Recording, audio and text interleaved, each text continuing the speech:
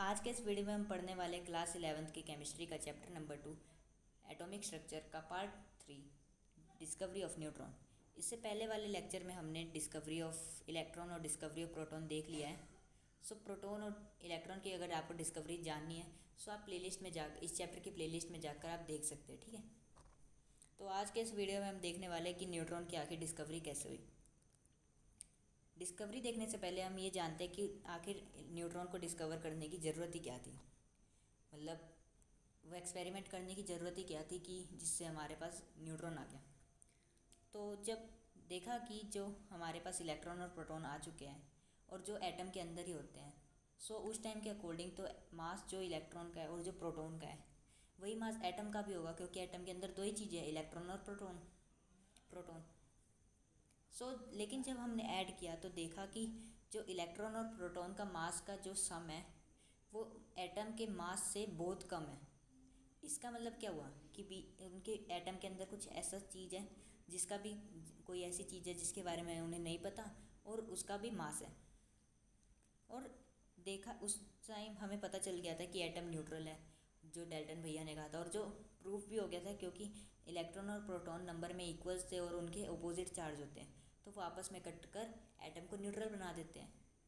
अगर charge neutral है, already हो चुका है, और हमारे पास जो मास है वो एटम का बहुत ज़्यादा आ रहा है जो इलेक्ट्रॉन और प्रोटॉन के मुकाबले, मतलब इलेक्ट्रॉन और प्रोटॉन को ऐड करके एटम का मास कम आ रहा है, एटम का मास ज़्यादा आ रहा है प्रोटॉन प्लस इलेक्ट्रॉन के मास से। सो इसका मतलब एक ऐसा पार्टिकल है जो न्यूट्रल है ताकि वो कोई एटम के चार्ज को अफेक्ट ना करे और उसका मास भी है, ठीक है। इसलिए हमें डिस्कवरी करने की ज़रूरत पड़ी कि ऐसा कौन सा पार्टिकल है जो न्यूट्रल भी है और उसके पास मास भी है।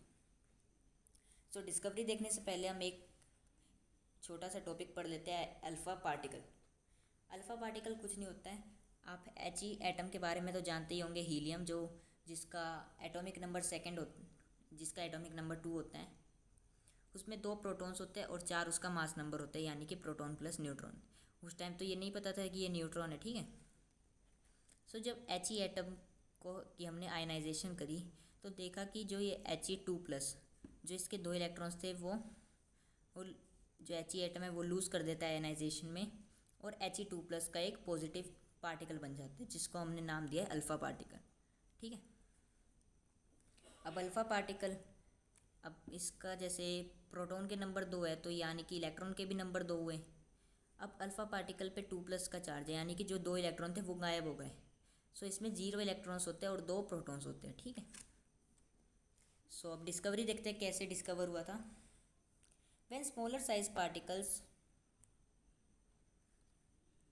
एक सेकेंड, जब स्मॉलर साइज एटम्स यानी कि जिनका एटॉमिक नंबर कम है और उनका साइज भी छोटा है, सो जब उनकी बम्बार्डिंग करी गई अल्फ़ा पार्टिकल्स के साथ, सो कोई एक न्यूट्रल पार्टिकल क्या हो रहा था, रिलीज हो रहा था। अब न्यूट्रल पार्टिकल रिलीज हो गया, ठीक है, लेकिन बम्बार्डिंग क्या होता है वो समझते हैं। बम्बार्डिंग का सिंपल सा मतलब है, एक एटम है, उसके अंदर न्यूक्लियस है, उसके ऊपर एक हाई फ्यूजन यानी कि एकदम हाई स्पीड में एक और पार्टिकल फेंका जाता है। यहाँ पर अल्फ़ा पार्टिकल फेंक रहे हैं। सो जो उसका न्यूक्लियस है वो इसके न्यूक्लियस के साथ कंबाइन कर जाएगा। न्यूक्लियस के अंदर पता है हमें प्रोटॉन होते हैं, दोनों के अंदर प्रोटॉन है, एकदम इसका जो न्यूक्लियस है वो इसमें फ्यूज़ करेगा। सो इसके प्रोटॉन्स और इसके प्रोटॉन्स ऐड हो जाएंगे। मान लो इसके 6 हैं, इसके 2 हैं, तो 6 + 2 8। अब 8 इलेक्ट्रॉन्स किस में होते हैं, ऑक्सीजन में।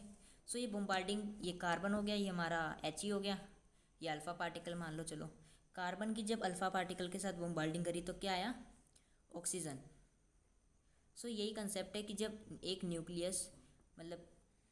न्यूक्लियस दूसरे न्यूक्लियस के साथ हाई फ्यूजन के साथ कंबाइन किया जाता है तो उनके जो प्रोटॉन्स है वो आपस में जुड़ जाते हैं, ठीक है। ये एक्सपेरिमेंटली करा जाता है, ये ऐसी हाथ से दोनों को जोड़ दिया, ऐसा तो हो नहीं सकता, ठीक है। सो आई होप आपको बम्बार्डिंग का मतलब समझ आ गया होगा। सो स्मॉलर साइज एटम जैसे छोटे मोटे जो hydrogen, helium, lithium, beryllium, boron, carbon, ये छोटे छोटे जो एटम्स है जिनका साइज स्मॉल है, इनकी जब बम्बार्डिंग करी गई अल्फ़ा पार्टिकल्स के साथ, सो देखा गया कि न्यूट्रल पार्टिकल रिलीज हो रहे हैं। एग्जाम्पल कैसे?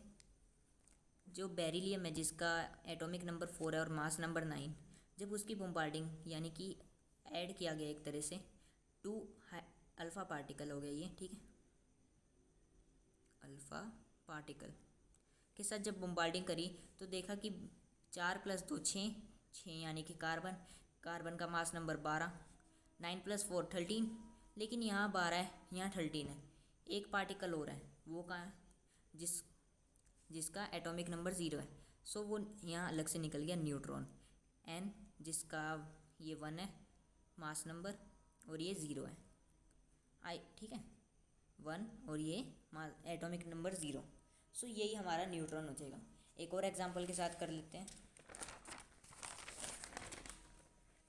बोलिए क्या एग्जांपल लिया जाए?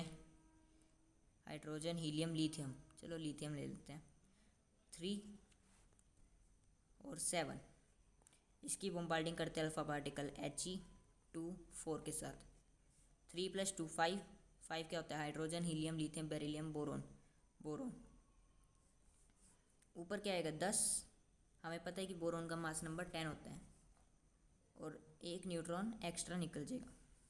7 + 4 11, यहाँ 10 है तो एक और होगा, यही हमारा न्यूट्रॉन बन जाएगा, मतलब न्यूट्रॉन हो जाएगा। और इसी की डिस्कवरी ऐसे करी गई बम्बार्डिंग से, ठीक है। आई होप आपको बम्बार्डिंग और ये डिस्कवरी ऑफ न्यूट्रॉन समझ आया होगा। जो मास ऑफ न्यूट्रॉन है वह 1.67 × 10⁻⁻27 kg होता है, जो लगभग सेम है किसके? मास ऑफ प्रोटॉन के। और हमें पता है कि न्यूट्रॉन न्यूट्रल है, हमने स्टार्टिंग में ही देख लिया है, सो उसका चार्ज 0 कूलम्ब, ठीक है।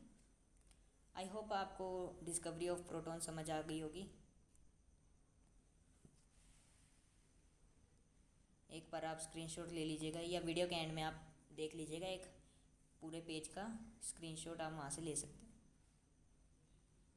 एक बार आप रीड कर लीजिए।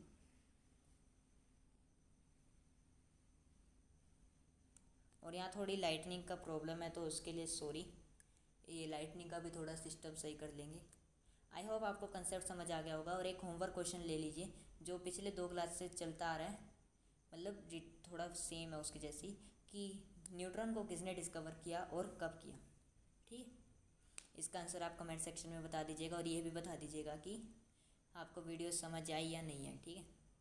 और इसी तरह पढ़ते रहिए। जय हिंद, जय भारत।